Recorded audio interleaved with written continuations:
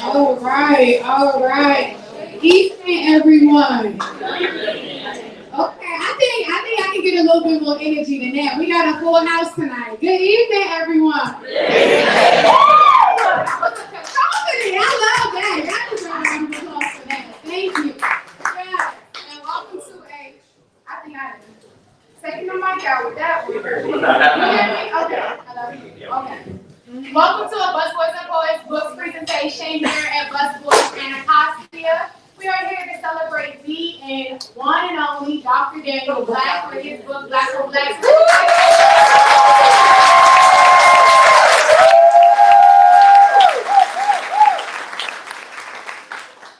time, I just ask that you silence your phones. I know that we have some very important people here in the house tonight, but we can't have those things to disrupt the phenomenal Dr. Black. And I just ask that you please turn off your flash. You may take a picture, take a video if you like, but please just make sure those flashes are off. Full dining service will continue to be available throughout the program. Michelle is our server, and we do have our manager, Kendra, helping us out as well. So please just be free to respectfully and quietly get their attention, and they'll be sure to get to you. So now, the award-winning author Daniel Black, Don't Cry for Me, has returned to the scene with a piercing collection of essays on racial tension in America and the ongoing fight for visibility, change, and lasting hope. In Black on Black, Black gives voice to the experiences of those who often find themselves on the margins, tackling topics ranging from police brutality to the AIDS crisis to the role of HBCUs. Do we have any HBCUs?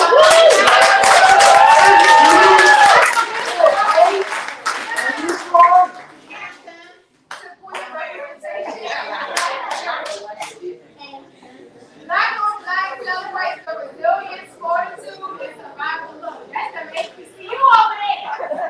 Y'all want those chance to go ahead and show you off. Celebrate the resilience, fortitude, and survival of Black people in a land where their body is always on display. Dr. Daniel Black is an author and professor of African American Studies at Clark Atlanta University. His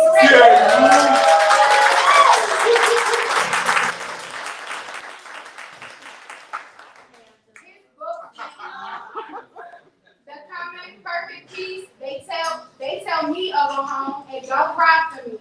He is the winner of the Distinguished Writer Award from the Middle Atlantic Writers Association and has been nominated for the Townsend Prize for Fiction. Right? That's all around my applause. You're right. That's a lot.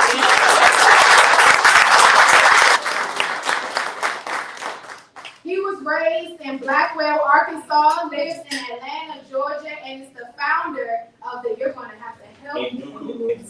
Yes, Spice of Passion,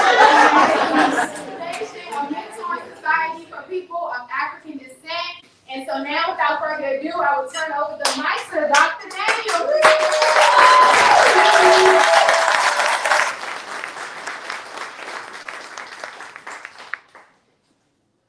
I write because I believed I was ugly. Then I wrote myself into beauty. I write because I believed that God had told me I was divine and that shame had no place in a divine soul. In exchange, I told God that I would tell the truth, the real, naked, glorious truth, that we are all gods, made in the image of a perfect, marvelous creator. I promise to tell that God is not concerned with flesh and blood, but with spiritual ecstasy shared between the living and the ought to be living. And so, with pen and paper, I set about the duty of setting the world free. I write because we rape. I write because we hurt. I write because some pain can't be described. It can only be felt in the marrow of a story or the lyrics of a song. I write for the boy who wanted to be a man but couldn't figure out how. Or the girl who prayed and prayed for beauty but was given brilliance instead. I write that they might not give up the battle, that they might know that the failure is in others' eyes, not in their beings. It is in others' judgmental hearts, not their sacred difference. I write that they might live, that their stories might be holy and sacred, read by others standing at the cliff, weeping, trembling, begging God to change them. And all God says is, hell no. I write to soothe wounds too deep to heal. I write that elders might know that their lives were not in vain. I write to tell gay brothers they're straight too, to shed light on the power of love and everyone's right to have it. I write to announce that without forgiveness, there is no liberty. Its absence is bondage of the spirit, incarceration of the soul. Forgiveness is the only seed of transformation. It ushers you through the wilderness of chaos and pain, bruises and careless apologies, without the weight of empty promises. It teaches you that you can control your own happiness, but only if you claim it. I write to give others permission to take their joy back, to tell the world to kiss your ass if it thinks you're going to die, to satisfy other people's outdated, antiquated beliefs, to shout to the world, no fucking way, when it tries to convince you that you ain't supposed to be free. This is why I write, to strengthen the strong and fortify the weak, to sing praises to those who died for those who wouldn't, to pay homage to those who declared I am black and I am beautiful long before either was in vogue. We've not taken the risk to strip ourselves naked, y'all, not totally naked, and stand in full confidence of what the world sees. We're not yet sure of our divinity, not yet convinced of our holiness, not yet persuaded that we're worthy of heaven. So until we're sure, I write. And I'm going to write until the wind outsings my pen. If there is no paper, I shall use the wall. If there is no wall, I shall use my hand. If I must relinquish my hand, I shall use the very earth upon which we stand and scratch into the dust the sentiments of liberty. There are triumphant stories to tell, unthinkable testimonies to hear. Stories some don't want to read, but they sure need to heed. Stories that celebrate transgender angels and bisexual prophets. Stories of people we threw away who could have saved us. Stories of broken hearts, broken promises, broken dreams, broken ribs, broken spirits. Stories of victory and achievement against the odds. This is why I write. And I have to write. Because America lies. It says black men don't love black men. And black children are inherently inferior. America says black women are fussy, naggy, bitchy, needy, shallow, and mouthy. Don't you see the lies? It needs these lies in order to boast itself the best country on the planet. That too is a lie, although it could be true if America ever admitted who built the damn place. But that, my friend, is what you call truth. And since America doesn't love truth, I write until they love it all. For the obese and the anorexic, the joyless and the sorrowful, for the man too anguished to adorn, the woman too forgotten to mend, the child untouched and unpraised. I write for their hearts, their precious, tender hearts. Each word is an invitation to believe a new thing, a definitive thing, a different thing, a more marvelous, transformative thing that invites them to remove their mask and exist unashamed. I write because black people still talking about good hair and boasting of minuscule strains of Indian blood in their I write for those who birth children, then buried them too soon. Those who love so hard, their hearts quiver. Those who want to love, but trauma disallows. Those who work miracles every day, but never get a crown. I write because we're still talking about Jesus as if there's never been another one, and we're still praising Jesus for having done what most people would never think of doing. Yes, I write because the kingdom of heaven is at hand. Indeed, it has come and gone so many, many, many times. Yet we keep looking for God while we're looking at God. And so I write to remind us that every day without love is a day wasted. It is a sunrise dishonored, a breathless, lifeless existence that only the unintelligent can endure. I write for the insecure, the inept, the uncertain, the self-doubting, the woefully timid, the thick, the husky, the thin, the tentative, the spiritually paraplegic, the emotionally palsied. Through books, I seek to banish hatred and pursue its antidote. This is why I write. To hold the hand of the depressed and the dying, the lonely and the suicidal. I have to write, y'all. It is my calling. This is the price I pay for the breath I breathe. I want blackness to bloom all over this land and end what white supremacy has broken. I want people to love the stranger, to honor the ex-con, to respect the sex worker, to assume their humanity regardless of their station, to know that every life is worth its breath. We all are, but sometimes we ain't so sure. So for those in-between times, I write. We crown someone else our God, y'all. We've abandoned our ancestors in exchange for dollars, but no sense. We've deserted dreams because others couldn't comprehend them. We've let daddy's failures and mama's shortcomings define who and what we are. But they, mama and daddy, were only hills and mountains to climb in order to learn how to climb. For heaven is a high place. I write that we might make a heaven instead of simply praying for one. I also write to encourage justice to fight on, to know that winning happens in many ways and sometimes without celebration. If justice quits, we all lose. If justice fails, we shall rally behind her and lift her high. This is why I write, because we are custodians of this planet, stewards of mercy and kindness, who owe each other at least a very kind, simple good morning. This is why I write. And one day, when I finish writing, the sun will rise, and it will comfort like an evening breeze, and it will satisfy like a shading tree. And all of us together, those of us who know and those of us who see, will understand that we are whatever God is collectively. This is why I write. All you have to do is read.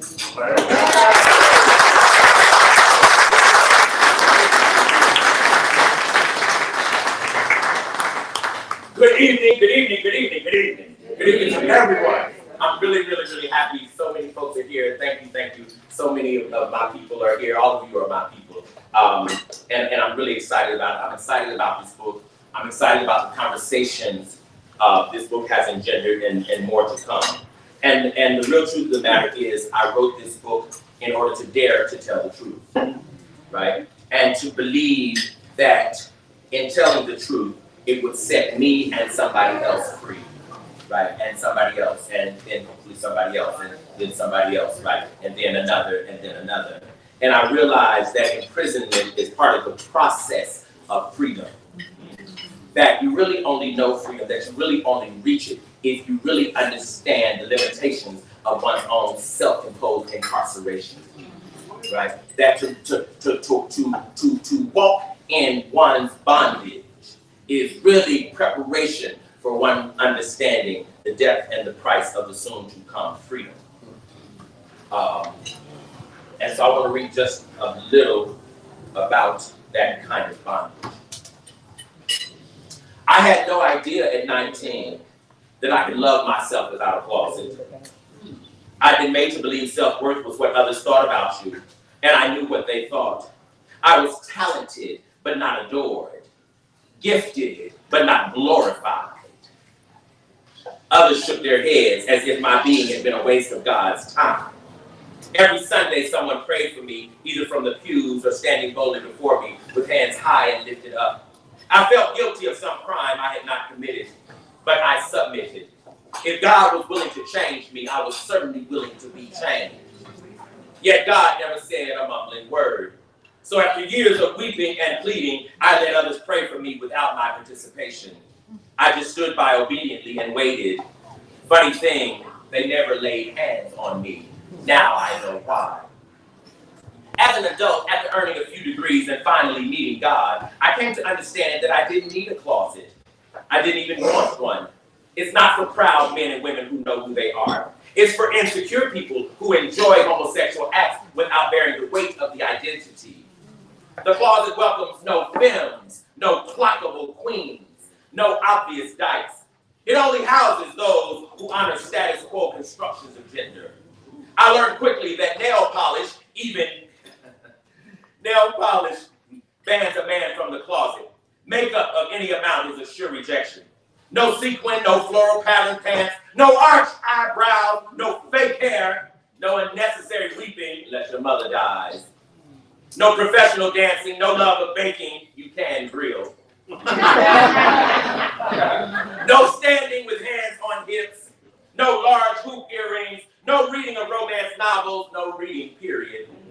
No screaming over Beyonce, no admiration of Idris Elba, no dancing in church, no styling of hair, no tight pants, no love of women without fucking them. No. Not if you want a closet. And I wanted one back then. I wanted one badly. But I was a little too free. Freedom in a land of bondage is a kind of bondage. I have rejected the achievement of masculinity, or so others had thought, so no one had sympathy for me. Funny that so many gay men hate femmes. I thought that's what gay meant. A boy who acts like a girl. But I was wrong, y'all. Boys who act like girls are sissies. Boys who like boys but act like boys are cool dudes. Their attraction to boys was irrelevant. Sissies were demeaned and degraded because they didn't or couldn't act like boys, whether they actually liked boys or not.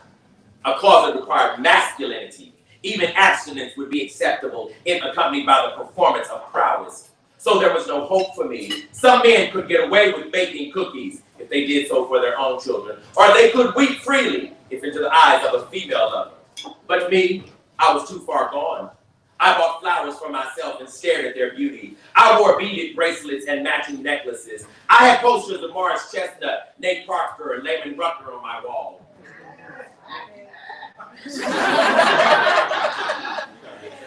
Not for sexual reasons, but because they were beautiful black men, and by admiring them, I was loving myself. Can't a man be beautiful to another man as an act of self-love? Hell no, the world said. Men can't be beautiful to other men, period. Certainly not black men.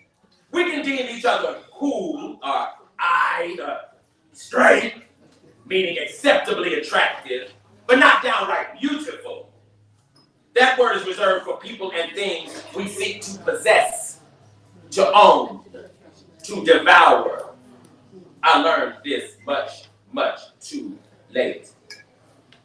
If Jesus were alive today, he'd definitely get a closet. He had no wife, no girlfriend, no kids, and he wept freely. But he also performed enough masculinity to create doubt. Jesus wilded out in the temple, turning tables and shouting with vehement anger. That certainly helped. Then he carried a heavy-ass cross up a hill, something only a real man certainly could do. That undoubtedly sealed his heteronormativity. In fact, if we aren't careful, we celebrate Jesus precisely for the abuse he endured, as if bearing pain is the ultimate sign of masculine divinity. It's strange that more people don't wonder about Jesus' sexuality, especially since in his day, folks were practically forced to marry and procreate. Actually, by remaining unmarried, Jesus seems the only man in the whole of Nazareth who didn't follow his established gender expectations. But okay, whatever. The point here is that his fame, his reputation, rests upon violence. It's the only way we can praise him, the only way we can exalt him as a single man who never had a woman. Turning water into wine wasn't enough. Neither was raising the dead. These are not necessarily masculine achievements, but enduring the cross is. That's probably why church folks love that moment more than Jesus' entire life, because his gender performance at Calvary is undeniable. The act is so complete, so unsullied, so pumpless, that his compassion shown in other moments pales in comparison to his virility on the cross. In other words, he gets unbridled manhood because he died hard, not like some weakling who crumbled because others mocked him. No, Jesus bore our stripes and was whipped all night long. Then, much to everyone's surprise, he rolled that heavy-ass stone away, or somebody else did, and got the hell out of that tomb. Yes, that was a bad dude. Jesus was a pimped out homie, although a sensitive single one too. Yes, he definitely hit a closet. The real crime is what we've done with brothers who don't. I think of James Baldwin and the work he did to persuade a world to love more fiercely, and I cry for him. Not because he couldn't have had a closet, although he definitely couldn't, but because ultimately he loved us too much to want one. Scholars and readers alike laud Baldwin now, but most don't champion his sexuality as a prerequisite for his brilliance and unmatched insight. Few suggest that Baldwin's prophetic voice came precisely because he was gay, not in spite of it. I contend that his sexuality was the piece of God through which he understood the world. It was the 3D lens by which Baldwin saw the invisible. He didn't happen to be gay. God sent James Baldwin gay. He never would have known what he knew or taught the world the nuances of race and gender, except that he was sent that way. Yet we don't say this because we're not proud of it. We're proud that he was black and exceptional, even though he was gay. That means we've never seen him. It means, in fact, that we missed him completely. Baldwin could have told us how to transform the church if he had a closet from which to speak. Those are the only men the church seems to hear. He loved the church, its music, its ethos, its ability to conjure hope in the midst of despair. Baldwin simply bemoaned that the church didn't love him. Still, even in unrequited love, he meant to save the church and its people. Each of his books speaks to church folks specifically. Go Tell It on the Mountain, Giovanni's Room, the Upper Room, The Fire Next Time, The Evidence of Things Not Seen, and on and on and on. Baldwin couldn't get away from the church, and he didn't want to. He wanted to transmute it, to make it anew, to refurbish it into a place where everyone of any difference could sit upon the throne. But to the church, Baldwin was a faggot, which means he was dismissed as dramatic instead of understood as prophetic, even by some of his own folks. As popular as Baldwin is now, he hasn't made black readers less homophobic. He has made them appreciate and separate his intelligence from his sexuality. But I've not heard of any man, anywhere, reading Baldwin, then hoping his son becomes him. So Baldwin escaped into whiteness since blackness presented no closet for him. This was a deadly move, I believe, for it caused Baldwin to waste time begging white supremacy for acceptance and validation. I know I'm on thin ice here, but I'm going to stand. Because it must be said, had Baldwin been loved by his own people the way he was, he might have discovered early on that conversations about race and equality always positioned white folks as the audience. We've lost enough time and intellectual energy begging whites to change. They're not going to change. And truth is, we don't need them to, not if we discover the magic of our own black agency. Baldwin never discovered this. Yet the problem of the black community is not white supremacy. It's black self-hatred. Either can exist without the other. Baldwin couldn't get us to self-love, though, because without a closet, black folks wouldn't hear him. So he ran into the arms of those who eroticized him. He spent a lifetime preaching about and proclaiming the perils of America if it rejected him.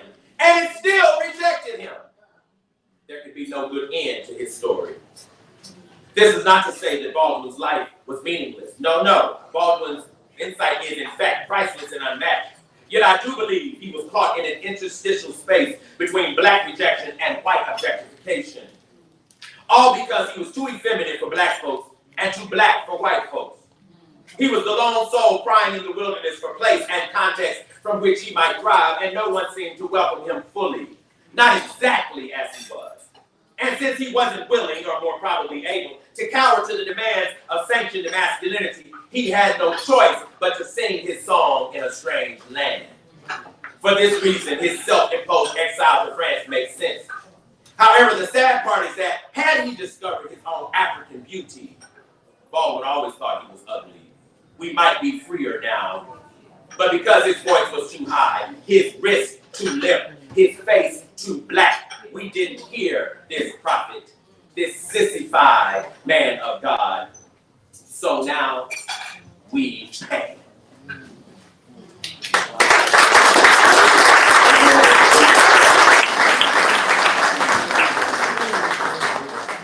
Just one other thing, and then I'm going to take some conversation here. We doing all right? We doing all right? Yeah. Take your time.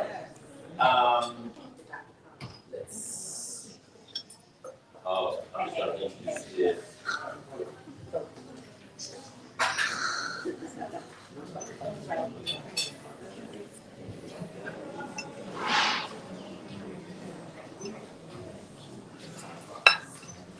Public health officials wonder why black men are still contracting HIV in disproportionately high numbers. The Centers for Disease Control reported in 2019 that black people account for a higher proportion of new HIV diagnoses compared to other races and ethnicities. Black gay men are by far the most affected in this group. In fact, more than 9,000 black men contracted HIV in 2019, while only 5,000 white men and 7,800 Hispanic Latino men discovered their positive status. The real scare is that black men are only 6% of the U.S. population. Now, unless we assume black men unintelligent, we must believe something is amiss here. I have very close friends in the HIV prevention field who shake their heads whenever we broach this subject. They know, of course, that stigma, unawareness of one's status, and hesitance around PrEP all play a role, but perhaps there's another, more viable argument as to why this truth is in fact true. This is painful to write, y'all, and even more painful to admit, but I think I discovered the answer. Many young black gay men are simply willing to die, if it's the only way to be loved without limits. That's right. They've negotiated with death, and they're clear of the terms. One could even say they've decided to die in order to be touched fully and freely. Most of them know rejection, debasement, and humiliation in one way or another. So they don't share the American dream of long life filled with children or some existential joy. They simply want to be loved completely, like every other human being. They want to make love freely, without self-chastisement or guilt. Yet the world says their intimacy could kill. Yet, unlike for so many of their queer elders, going untouched isn't an option. Gay kids today enjoy full-blown boldness that 40 years ago was only a hope. Hence, some risk lives, their own and others, as they embrace imperfect, uncondomed bodies, regardless of the cost. Their behavior is certainly liberating, but it's also potentially deadly. This problem, however, this issue, is not really an issue of the gay community. It's an issue of a people who have never reclaimed the right to love themselves fully once somebody else claimed to own our body. To call this issue a gay issue is in fact to miss the point. Because the point here really is everybody black in America is marked. Don't you know America has dreamed every one of our assassinations?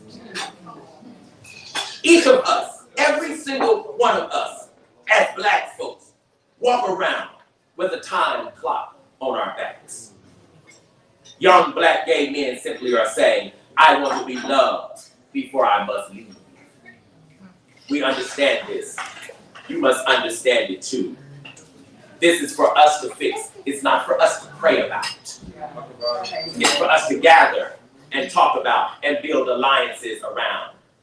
We've got to look at our sons and daughters, all of them, and declare to ourselves and in their eyes, your life is worth the fight.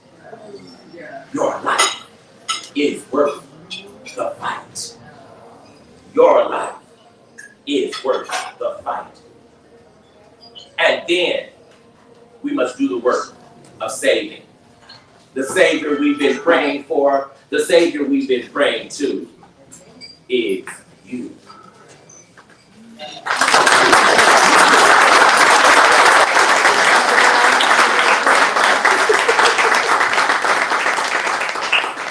I feel like they're trying to remind us of the middle passage in this. Lord have mercy. Okay, I mean, it worked.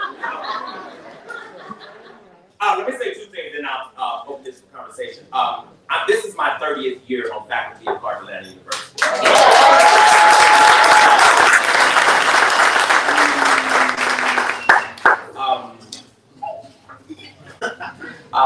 And I'm really excited about that. I'm troubled in some ways too, because being a Black College professor, we get young people from across this entire nation, and I've seen trends now, right?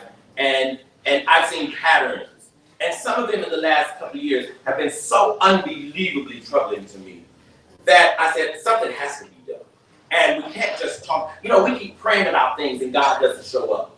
Yeah. But the reason God doesn't show up is because my belief is God will never show up to do what is humanly possible. If it's humanly possible, God ain't coming. Right? God is only going to do what is beyond human capacity. And the problems we're dealing with are humanly possible to say. And one of those issues is the ways in which black fathers and black children have never quite been reunited yet. I'm one who believes that really the last time black fathers were tied to black children in the way that I think is healthy is we were in the belly of a ship. Right? That's really the last time it really happened. Because what enslavement did, enslavement separated black men from familial structures. Right? Black women stayed tied to familial structures, even at very great cost. But what I'm saying here is, black men, even for 400 years, couldn't even claim children as their own children. Right? Et cetera, et cetera, et cetera. And I'm saying this to say, we had graduation not long ago, and so many of my students were talking about how they were so excited. Because my mom's coming to my graduation, Dr. Black. Hey, my mama's going to scream, so y'all may as well go ahead and get ready, because my mama's going to be hollering. And I said, that's good. I would just wait for somebody to say, my dad. Right? And I heard it once or twice. Right? But certainly not often enough. And it really troubled me. It just really, really troubled my spirit. And I said, what can we do? What can we do as a people to reconnect fathers to children? And reconnect fathering, if you will, to the act of nurturing and to the act of intimacy. You know, we brought into so much white supremacist bullcrap, like, you know, intimacy is for women, right? Which is foolishness, of course, right? Such that one of the things that needs to happen is even the magic of touch, right? The ways in which we need the ashe, we need the physical touch of our fathers and our grandfathers. We need of our mothers too, right? I'm just trying to add the brothers in there. And I think we need to stop talking about men as nice additions to the family, instead of understanding men as necessities in families. I want to cancel all the Father of the Year awards, right? I want to end that, right? Because you shouldn't get an award for what you invited, right? I'm missing the Mother of the Year awards, right?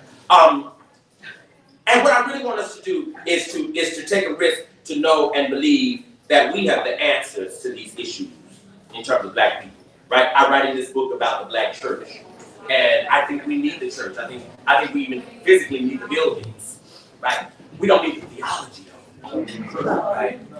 But the frightening thing and the salvific, I think, thing about the black church is we need to agree that we need to go back to God and ask God what God is saying to us. Yeah.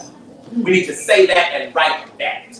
I want us to get to a place as black people where we can say what God said definitively, right? And where we can write it, where we don't have to go to another text, right? To quote unquote understand what quote unquote the word of God is. I want us to believe that there are some black people who look like you, who look like me, who have written things that's absolutely what God said, right? It doesn't have to only be the Bible. Can't there be something else God said? And you know, I just believe there's something else God said. I just really believe there's something else God said, you know. And in a minute I'm going to show it to you. And so what I'm really saying here is black institutions are for us to keep, or they're for us to destroy, right? Black families are for us to love and celebrate, right? And we have to do that. And I wrote this book hoping that we could have these conversations, have these discussions, because even now, after the pandemic has come and gone, many of our black churches are now fledgling. They're now on the edge. The problem is that we don't have young people in them. Exactly. So in 20, 30 years, it's going to be rough. See, there was once a day, some of you are here, there was once a day when there were more children in the church than grown people. Right? We had things called Sunday school. I don't know if any of y'all remember Sunday school, right? We had things called junior choir rehearsal. Right? We had things called like BTU. We had all these, we had things called Easter speeches. I don't know if y'all remember your Easter speeches, right? You say it well or get the ass whooping of life. But all of that process was doing the work terms of maintaining a community, right? And so now I'm very concerned with what are the new institutions. And the truth of the matter is, we really need some institutions also that are not religious. Yeah. We need some institutions that are not religious. But somebody has to start it. Somebody has to found it. You know, and I'm the founder of a group called Novelist in Atlanta, which is a mighty community, a mighty group. And it has taught me why so many people hesitate to start institutions. It's a whole hell of a lot of work. It's a lot of sacrifice. It takes everything you can give. It takes your money, it takes your house, it takes your time. But what I have to really yield is, it could not possibly be harder than Harriet running. It just couldn't be harder than that. It couldn't be harder than Henry Highland Garnett's life. It just, you know, when I start thinking about it, I start wondering, what Fannie Lou Hamer did, was that as hard? Yeah, it was. Yes. Yeah, it was. Yes, it was. And what it really makes me realize, and this last thing I'm going to say is, we have no idea the price our ancestors paid. We really have no idea. You know, we read the names, you know what I'm saying? But we really, truly have no idea what it meant to scrub somebody's floors as a domestic, be raped, and come home and have to scrub your own floor too. You know, it's really hard to imagine.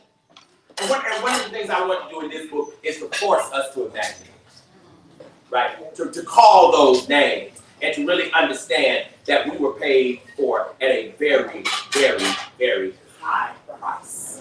And for us to honor that price and to know we're wrong, y'all, if we don't pay it again for the next generation.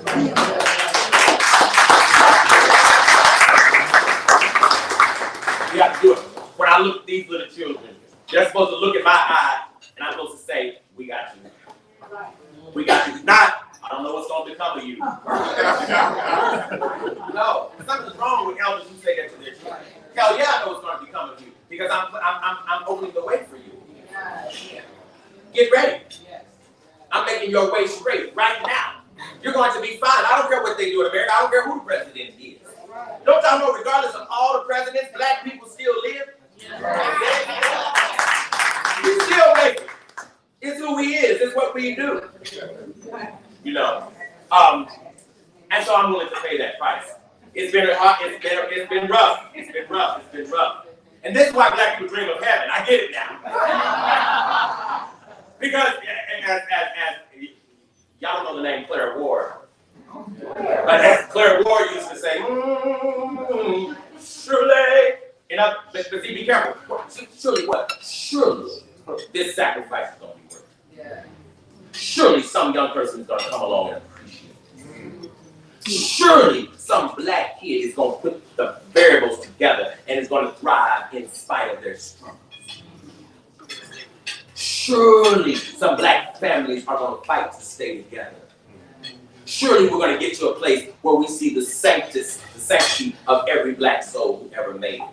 Because I'm here to tell you, y'all, every single person who's in America today, whether lesbian, whether gay, whether hetero, normal, tall, short, fat, every black possibility was in that middle passage. Every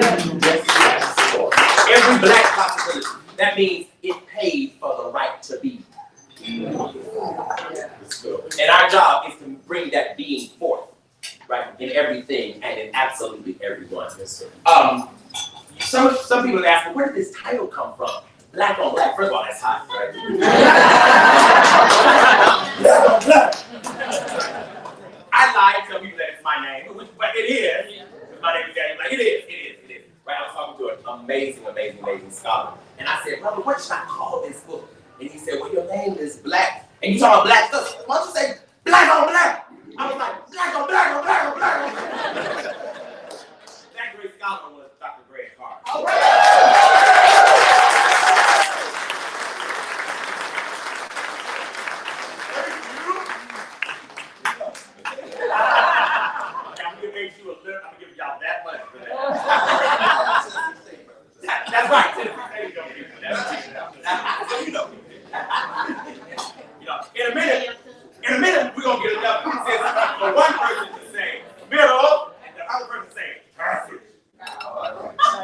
we get it later. Questions, anyone? I can't hardly see this. I think that you believe, yes, sir. Yes, really. That's my brother, y'all. I love how you talk about, what gave you the strength. But I want to write this book. But what gave you the courage to write this book, to be unapologetically black? Yes. What I think it was, two things. One of those is when I approached my 30th year at Clark, right? I realized finally that one day I wouldn't be there, right? I said, oh my God, one day I'm going to have to retire from this place, right? Or they're going to carry me out of here or something, right? And I began to wonder, what is it I would want black kids to read, right, if I were not there to speak to them, right?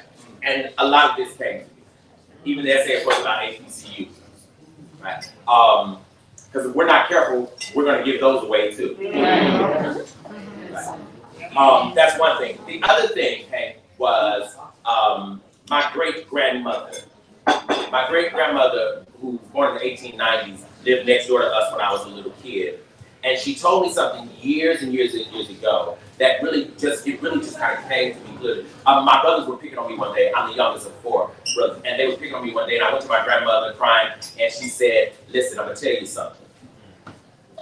If you won't change, the day will come where they will follow you. Ooh. She said, if you don't change, the day will come where they will follow you. And what I realized is that day, in terms of writing, had not come because there were things that, in some ways, I had been afraid to say. Yeah. Right? And so now, I said, I'm going to say it all. Right? I'm going to absolutely say it all. Because I also realized that when I look into the mirror, I see the God I've been praying to. And the reason that freed me, right, is because I all of a sudden realized, it's a crazy thing, that I was not going to step up to no pearly gate and look at nobody but myself. And if I had been honest with myself, I'd get in. Right. Yes, sir. Yes, Darby. So you said that you spilled it all in this book. I'm curious, were there any things that you left out? And so, why did you leave it out? There are some other things I could tell. I really never thought I'd write an essay collection. And I definitely never thought I'd write a second one. But I'm writing a second one, right? And one of those things I want to really help black people see is the cost of why we're spoiling black kids. That's one essay I'm writing now. And what it's going to cost us. I haven't done this. So that's one thing I've got in my mind that I really want to talk about. And the other thing I want to talk about, Darby, is the ways in which I think that we fear black excellence. Right? We're really afraid of it. And I see this so many ways because we keep making it exceptional. Right? And the exceptional nature of it suggests that we don't see it among us. Right? Someone was telling me the other day about, who were they talking about? I've got some singer, and I said, do you know, I could gather up 20 people that could outsing her if you just give me 10 minutes. Right? But the reason we keep doing the exceptional thing is because we're really juxtaposing blackness to whiteness. Right? If we were to juxtapose blackness to blackness, excellence would become regular. Right? And the problem is, we make mediocrity, we're applauding mediocrity. Right? Because it's not excellent. It's just excellent compared to these. But it's not excellent compared to us. Right? For example, We know the difference between stuffing and dressing. Right.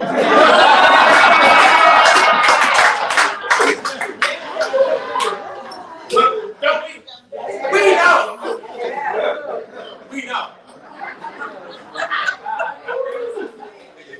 It may seem funny, but I'm being serious. And it don't take no brand new pot to make it. In fact, really, you want that old skill. Right. Right. Which means, I guess somebody really listens to what I'm saying, which means the best food was down in the shadow. Yes, it was. Though we was running the other way. Right? And so I'm trying to get us to a place whereby we understand that the excellence, we brought the excellence with us already. Right? And I feel like if we can do that, Darby, we can really make some headway for people. Because then we'll stop using whiteness as our focal reference for everything. Right? I think too much of what we desire is black versions of white supremacy.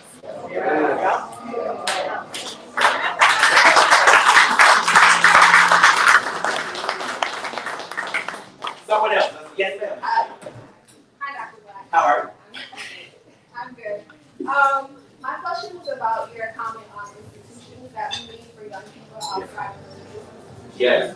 And I think there are a lot of young people that want to do the work and are willing to do the work, but lack the leadership. I agree with that. And lack the clarity of knowing how. Yes. And I would say like there may have been a disconnect between some institutions and civil rights movement, right? And so there's a disconnect between that generation and my generation. Sure. So what do you think is the way forward to that? One, I think there's a huge gap between elders and children.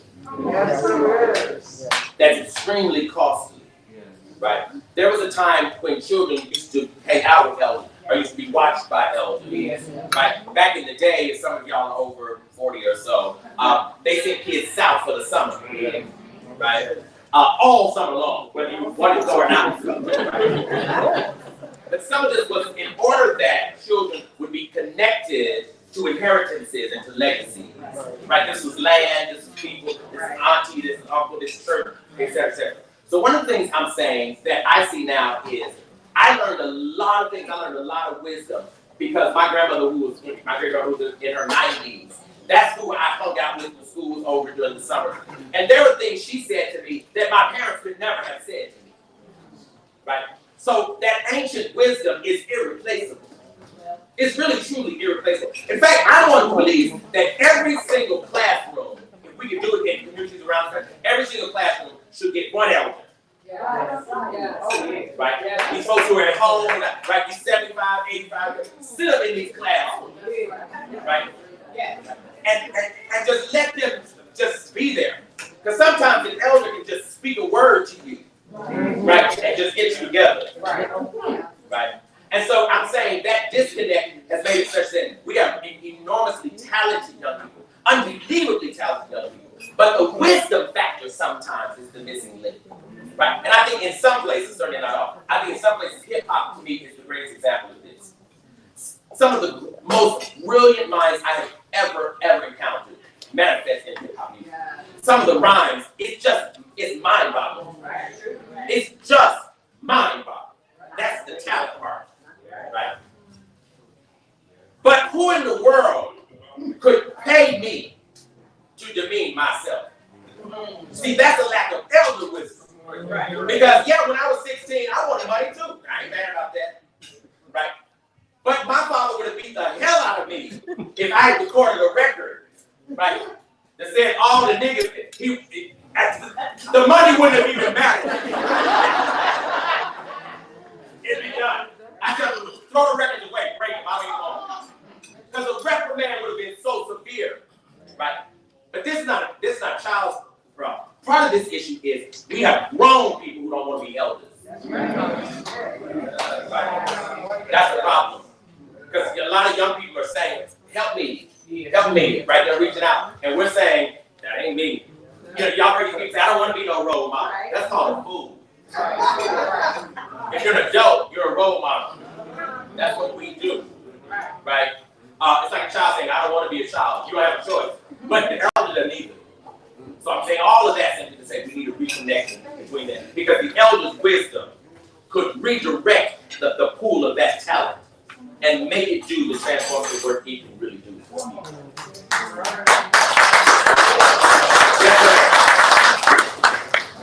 Speak on that reconnection. How do we keep this generation stay current, right? Because I know we have a lot of social media. I know that our attention spans are very short. Yes. So they have, I posted something, I said it, I'm done, and then when you ask me to do more, they're tired. How do we keep them motivated and keep ourselves moving? Okay, you're not gonna like my answer, but you might love it. They're not tired. We created lazy children. Yes. They're not tired because you can only be as tired as you're allowed to be. Right? So I don't mean lazy children. I mean parents who didn't instill discipline. I mean that. So that's the first. So we have to take responsibility for that. Right? But I see it all the time. I mean, I have students, and some of the questions they ask me is so befuddling to me, But what I realize is this is the nature of the context in the world that was created for them, right? Because if a child can sleep to noon, you wanting them to read a book this week is not going to happen. If you don't read, well, this is going to be rough. It's going to be rough. It's really going to be rough. And the truth of the matter is that we need freedom schools again in the right? Not for the kids, but the grown people. We need 50-year-old people in class on Saturday morning. That's what we need. It's true. It's absolutely true. And so I'm saying I would do the parents first. Then the second thing that I think that is important is I believe in the power of the word. I believe that the word transforms. I believe that words heal. I believe, I'm a writer. I believe in this. But I believe in this also because I've literally seen it. Right? And so one of the things we have to also do is speak life into our children's eyes. Right? Not just talk, but speak life into their eyes. Right? I know this young lady, right? She was in my class, right? She was in my class. And if you can look at a child, right, and tell that child who they are, not ask them, right? Tell them who they are. Because as the elder, if you can't see it, the flaw is in the elder. Right? So the ability to look in the child's eyes and say, hey, I know who you are. I see you. I see the promise in you. I see the glory in you. I see the divinity in you. I understand the magic of your life. I understand what you were paid. I understand who paid for you. I understand that some great grandmother was calling your name. By the time you get through with this, the child is like, oh, you know you could. Right, which is what you want. Right, which is what you want. Right? And that helps them in terms of encouragement. Then you got to set up structures of discipline. Right. You cannot skip the discipline. We cannot skip the discipline. It's like if the sun gets tired and so it doesn't come up tomorrow. Right? It's not going to happen. And you don't want it to happen. Right?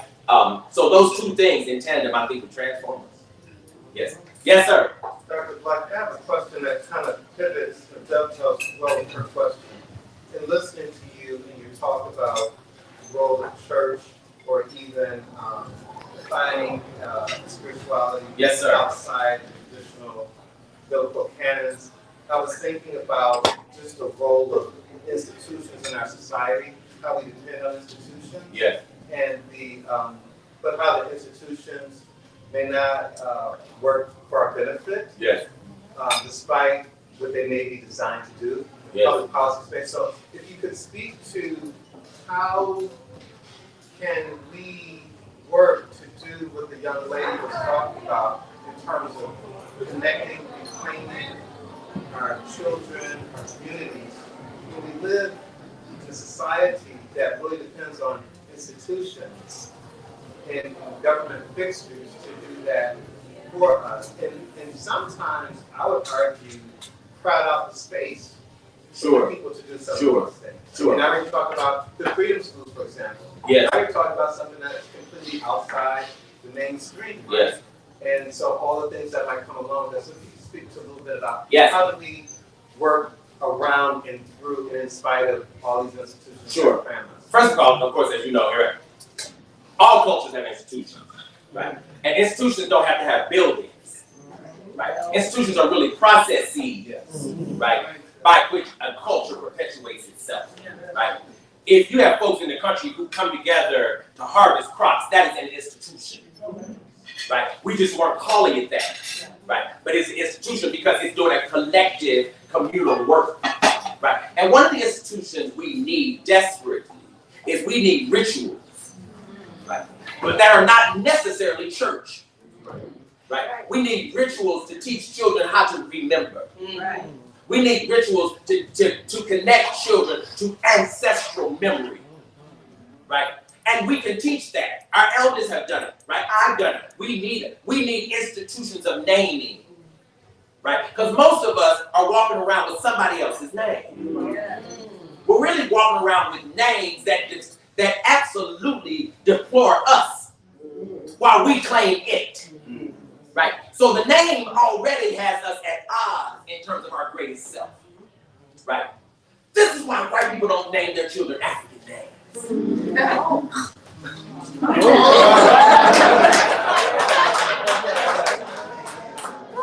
Because they know that name is going to redirect that spirit.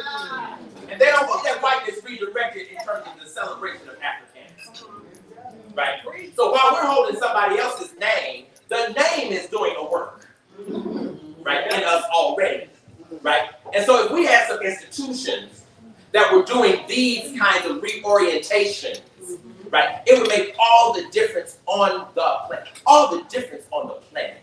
It would make all the difference in the world. And we need, but we have to have people who know how to build an institution. Right. And we gotta have people who know what it means to be African-centered in building the institution. Yes. Right? Not just black-skinned people. Right. Right? I'm trying not to, okay. You know, the difference between being African-centered, right, and being black is a whole, you know, we could really work that. I'm not gonna really do that. I'm not gonna do that. Right? But it matters. In fact, not only does it matter, it's really the linchpin of the difference. Right? Because when you understand, it's why black people always talk about, right? My grandmother used to walk around the house, come, oh, in the name of Jesus. Right? It was always the name. She wouldn't say Jesus, she would say the name of Jesus.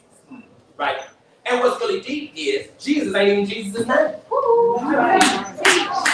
But guess what? It didn't matter. And here's why. Because grandma created a Christ. Okay, you're gonna get this. You're gonna be on your way home. She was conjuring one and she named one. Right? But if we can ever name the right one, right? And if we can ever name one that conjures us, right? Then us abusing each other will become almost impossible. It will become almost impossible. But as long as institutionally, right, as long as you a nigga, shooting you will be simple. Right? It'll be easy. Right? Because niggas die. Right?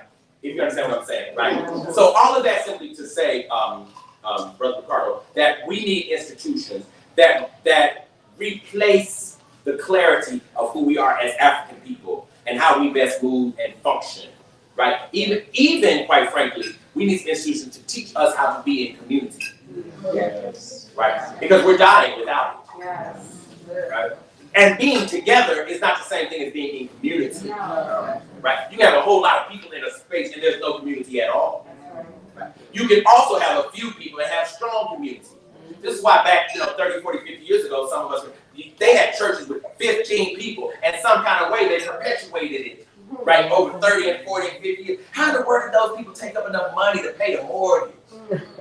Because all 15 believed in something, and they agreed, right? The unity of that agreement makes the universe bend and it's leaning towards you, because when a community is on one accord, right, the heavens will fall. It is power. That's exactly what it is. Yes, sir. Hey, brother. Hey, man. Hey, how you doing? Your book was very powerful, reflective. Thank you, sir. But what I loved about it was blunt. And I think the Black community is very comfortable being blunt. The assessment regarding the church was very blunt. It was honest, though. Yes. Have you heard from the church? Have you heard John, yes.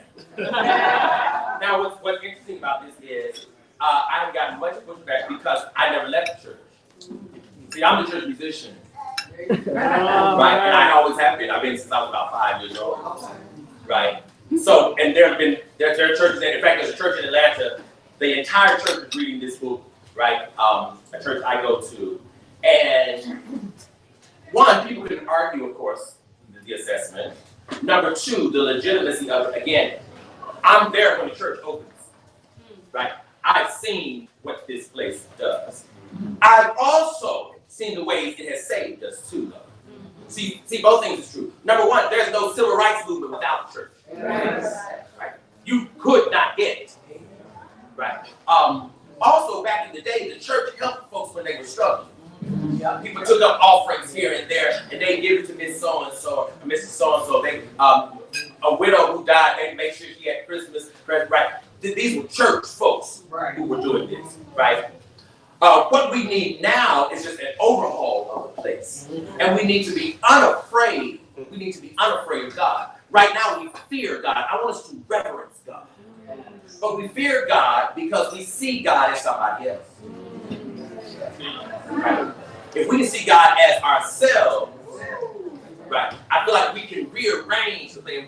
We can rearrange the theology and start, slaves, obey your master. Take that out. Yes. I would literally mark through that. But see, people find it laughable because it's like, you can't edit the Bible. Why can't you? Why can't you? A human being wrote it. Right. So now one can edit it. But see, the fact that we agree that you cannot means we have given super divinity to some beings, right, who don't look like us. Because people edit my stuff all the time. Right? So why can't we edit that? And so what I'm saying here is we've got to take an authority. We have to take a spiritual authority that we've never believed we had. Yes, ma'am. Hi, Baba. Hey! My name is Kim, and I'm a Nubian. I listen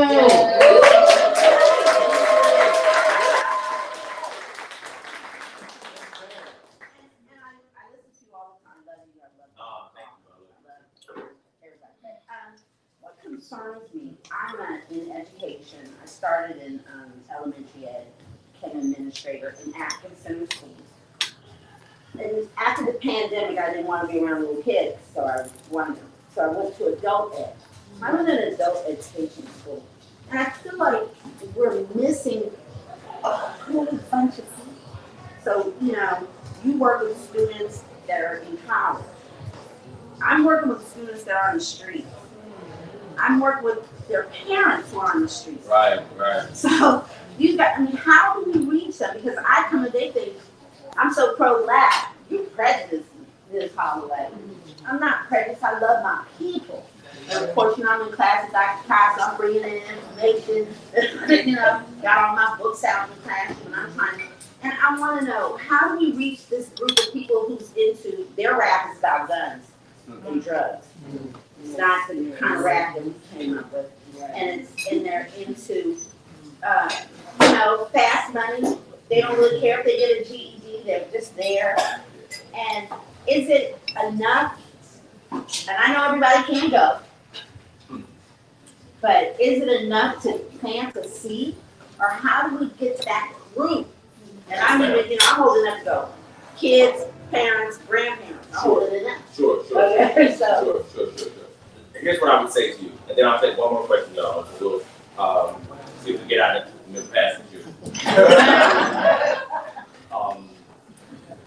I think there's a serious error sometimes we can make. And I've done this too. And that is sometimes when we see people in a certain station in life, we assume ourselves the teacher. Sometimes we're the student. But we need to approach it that way, right? Like at Clark Atlanta, people often ask me, do you know such and such professor and such department? Right? I get that question a million times. You know what's really interesting? No one ever asks me. There's a janitor that works at Clark. Do you know Mr. I've never been asked that question. In 30 years, I've never been asked that question. They've been here for 30 years. Same people. Same people. Now, I know them. I go in and out of buildings day and night. Right? I know them. But no one ever asks me if I would be working because the assumption is that would not be the cohort of people I would know. Right? So in some instances, we crown ourselves, even those of us who are doing transformative work in Black community, we crown ourselves the knowledgeable ones, right? When really we're supposed to be those folks that say, "Tell me what you teach me," and just fall silent. Teach me. You've seen nature in the world teach me. Right. And all of a sudden, as I'm sure you know, when a person is called upon to teach, they take a different position, right? They take a different kind of knowing, right? They're like, I don't know, you know what I'm saying? I don't know what go to TV, you know what I'm saying? Right? Let me go through all that. Let me go through all that. Right? And sometimes what you'll also discover is somebody who's far more brilliant than we. Right? So I'm saying sometimes we keep figure out what to do with these people. When the question is, when to sit at the feet of these people. Right? If I had met my grandmother on the street, I would have thought I was her teacher. Right? I would have been sorely incorrect. Right? I've been sorely incorrect. Right? Because, I was making stuffing.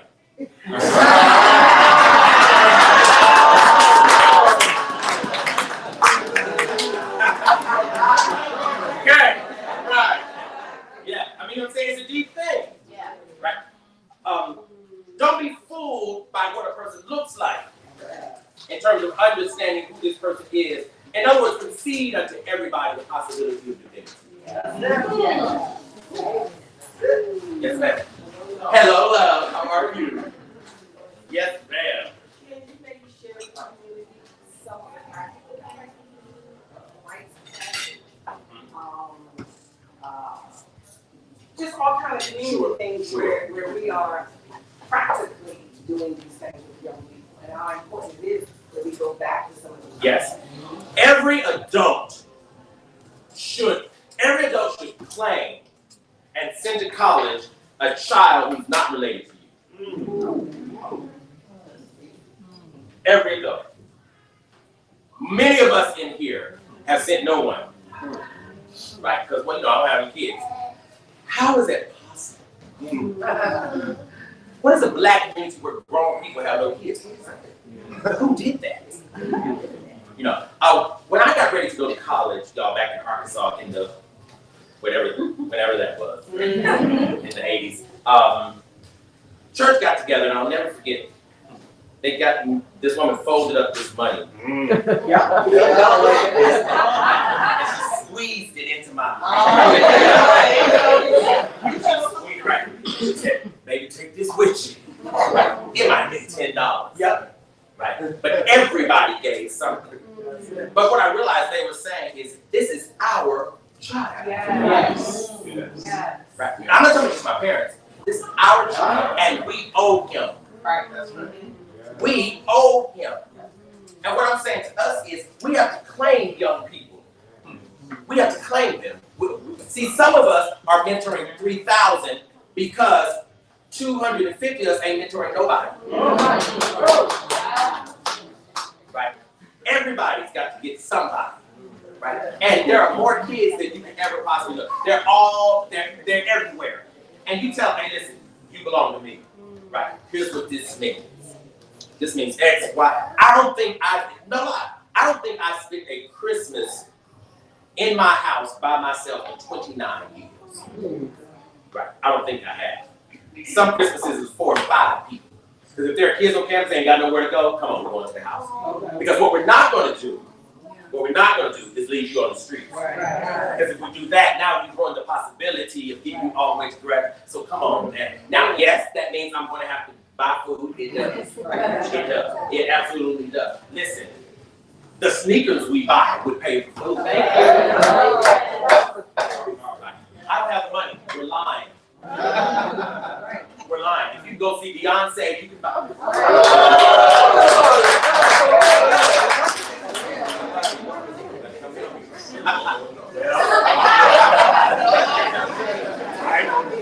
Everybody's got to claim somebody. You got to grab them and say, you belong to me, and this is how this is going to go.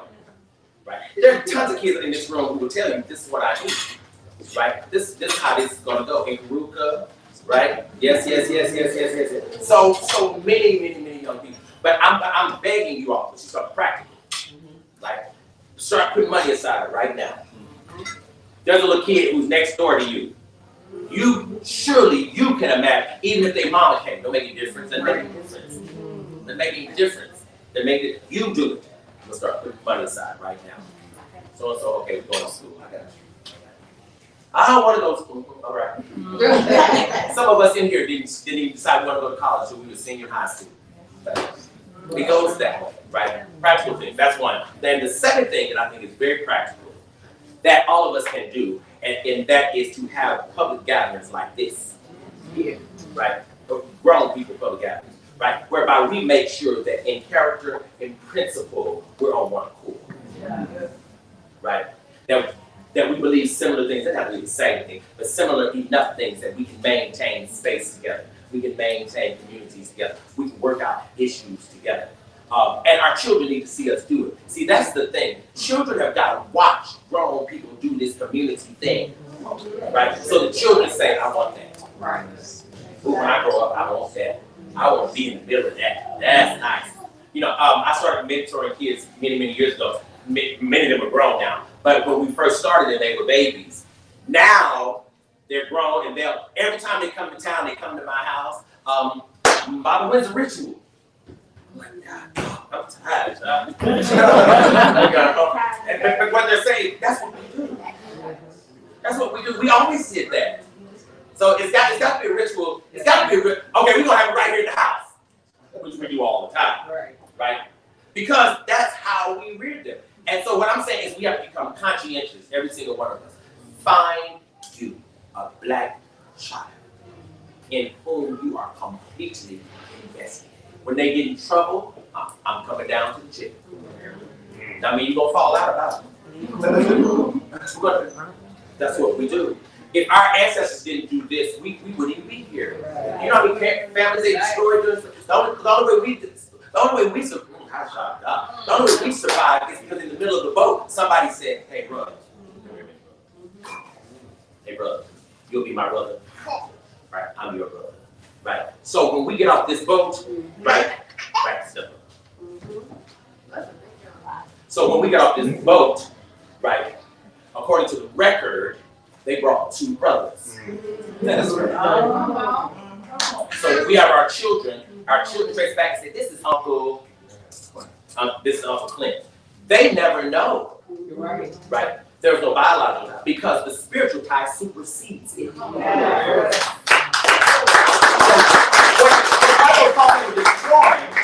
Right? They just created the context for us to do it all over again. Because we don't have to do it literally, we do it in the spirit. Because that's who we be. Right?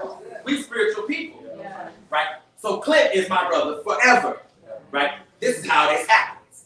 And then we roll on down. Y'all know how you get to the funeral and be like, that wasn't how my we all did that, right? That was her sister. Or we all have aunties that's not really mama's sister, that's not really mama's best friend. Come on. That's how we do this. Right? I have brothers in this room, right, who know far more about me than any biological person I've ever known. Right? If they tell it, it's just gonna have to be, I'm gonna be in trouble. Right? And I about them. Because the way you perpetuate life, right, is that you volunteer connection. Right? And so it's like, oh God, I'm lonely. My parents, I ain't got nobody. Grab somebody and say, Hey, you want to be my family? There you go. Make family. Yeah. Make it create you one. That's not that. Create, make you one. Make it up. That's how we do in this country. Because without it, we would be nothing. We would have nothing. One last question, anybody? Yes, ma'am. Can you speak more on like with the clapping and the conjuring? I've heard you kind of mention that, but not really go. People ask me about this all the time. Yes, we're a conjuring people, right? Conjuring simply means that you believe in and you call for the thing that does not yet exist, right? That's all conjuring is, right? But it's very real, right? And very often, when I talk, I'll just get excited because in my head I hear the ancestors affirming what I'm saying, right? And as I'm talking and as they're affirming, like I'm putting rhythm, right, with the affirmation of the word, right? So for Black people, music, melody, speech, all of that goes together in terms of the creation of existence, right? And sometimes it excites me because the ancestors are saying to me in my head as I'm talking that what I'm saying not only is correct, but if I send that forth, they're going to multiply to get it back. And that makes me excited. I do that too. Instinctively, about really like giving words to what it is. Sure. Yeah. Yeah, we're drumming. You know what I mean? Yeah. Yes, yes, sir. So, of course, thank you for the text. In listening, when reading, but now listening to you talk, read passages from the text, I was very interested. I discovered a pattern with a lot of contemporary authors who turn to the crucifixion of Jesus as a motif to articulate a similar or familiar struggle. Yes. Can you give us, like, I guess, or expound upon why you take that turn? Yes. Because I believe that's part of the reason Black folks were able to even believe in the biblical story at all, right? Because the crucifixion is really the meta-narrative of what it means to be African in the diaspora. Right? We are the crucified. Right. Right? I don't know if you're a little young, but there's a song that folks who sing in church that says, God gave me a song that the angels cannot sing. Right? I've been washed in the blood. I've been crucified once. I've been redeemed. Right? And what it's really saying is that this notion of death and dying, see, I'm about to do it. I feel like this notion of death and dying, right, is really what happened when we were coming along the water, right? But that's why water is so significant also. Water was already significant. It just got reified on this thing called the Atlantic Ocean, right? Because in so many ways, really, if you really understand what I'm saying, really, as we were in the Middle Passage, we were in a libation, right? The ocean itself, right, was doing the libating, right, and making sure that some of us arrived alive and that some of us arrived ancestral. But see, both things was intentional. Some of us were supposed to be ancestral in order to ride the shoulders of the rest of us who would get off the boat alive, right? And so when we stood up on the land, that's why we then went back to the water when we got to a river, right? And that's then why, we talked about all of our early spirituals, right? We talked, lay down my burdens down by the riverside, right? And everything was about water, right? Because the water had in fact delivered us here, right? And so there are so many ways whereby Black life has been taken, stolen, robbed, from Black people here, right? So the Black folks have symbolically stood, right, as again, metaphorically, the crucified ones throughout the entire diaspora. So really, if you're looking for a savior, you're going to have to come by Black people. Right? But Black people have first got to understand, right, that our ancestors connected to that thing and connected to that story, right, because they were the ones being crucified. Right. Right. And really, we love Moses more than we love Jesus first. That we can talk about that. Right. But then you're at the water again. Yeah.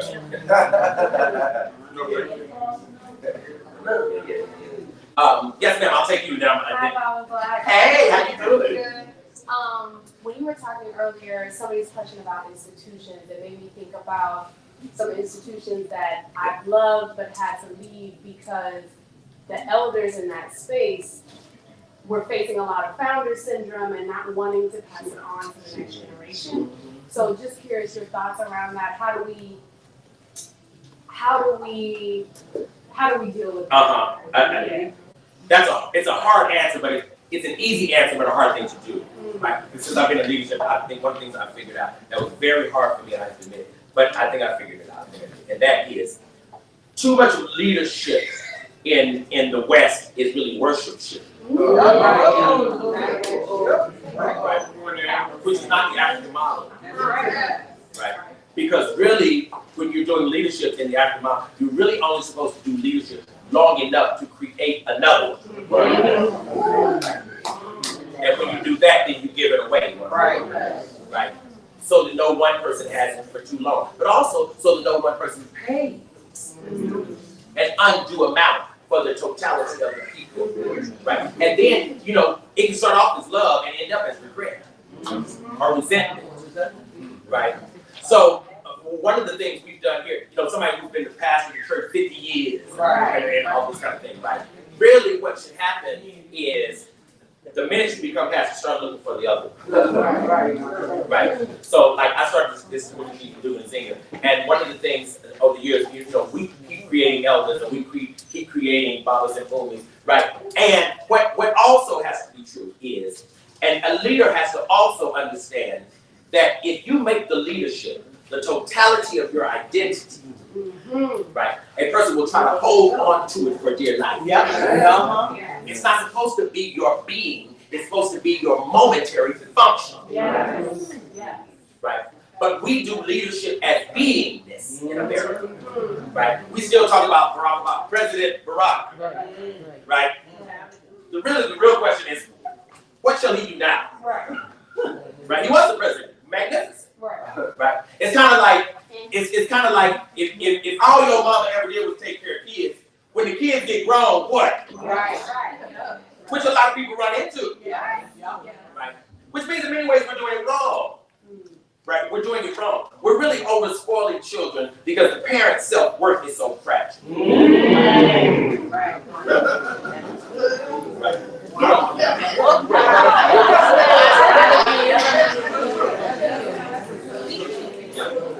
Yes, sir. Yes, sir. I was really enamored about diversity, equity, and inclusion, and I became a part of it. I lost the luster. Stand up, look to some folks in here. Oh, I lost the luster of my being because I found out what allyship really meant in the system.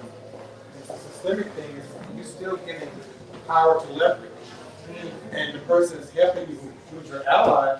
They still want to have that leverage, as you were saying, is to hold on to that power. So what's your stance on diversity, equity, and inclusion? It's a new trending thing in the system. I kind of see it.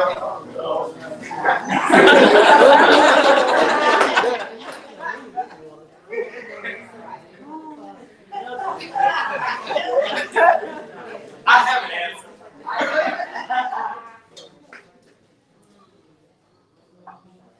I'm gonna say it this way and I'm gonna let it go. I think racism keeps being renamed. Come on.